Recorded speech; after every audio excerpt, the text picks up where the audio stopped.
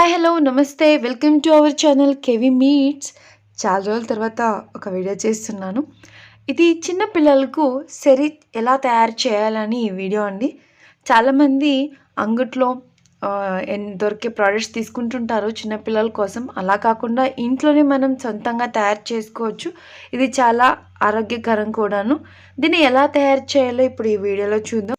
ముందుగా ఇక్కడ చూపిస్తున్న ప్రతి ఒక్క పదార్థాన్ని కూడాను వేరువేరుగా ఇలా దోరగా వేయించుకోవాలండి. సన్నని ఫ్లేమ్ పెట్టుకొని దాని తర్వాత ఏంటి ఎలా చేయాలని ఇప్పుడు నేను ముందుకు చెప్తాను.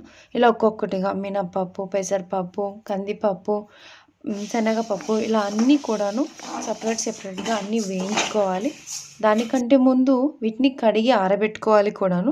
ఇప్పుడు మనం ఏమేమి పదార్థాలు తీసుకున్నామో ఇక్కడ చూడొచ్చు. మనము రాగులు తీసుకున్నాము, తర్వాత శనగపప్పు తీసుకున్నాము, తర్వాత మినపప్పు తీసుకున్నాము, పెసరపప్పు, కొర్రలు, బియ్యం, తర్వాత అలానే గోధుమలండి, అలానే కందిపప్పు కూడాను తీసుకున్నాం ఇందులో.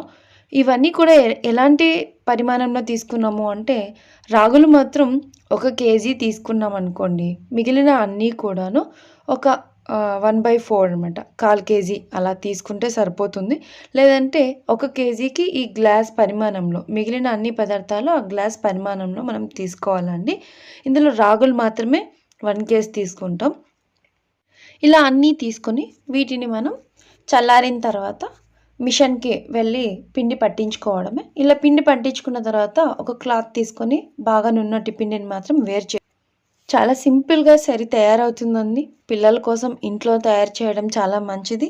ఆరోగ్యం కూడా, పోషకాలు అన్నీ కూడా అందుతాయి. వీడియో నచ్చితే ఖచ్చితంగా లైక్ చేయండి, సబ్స్క్రైబ్ చేయండి, కామెంట్ చేయండి. Thank you.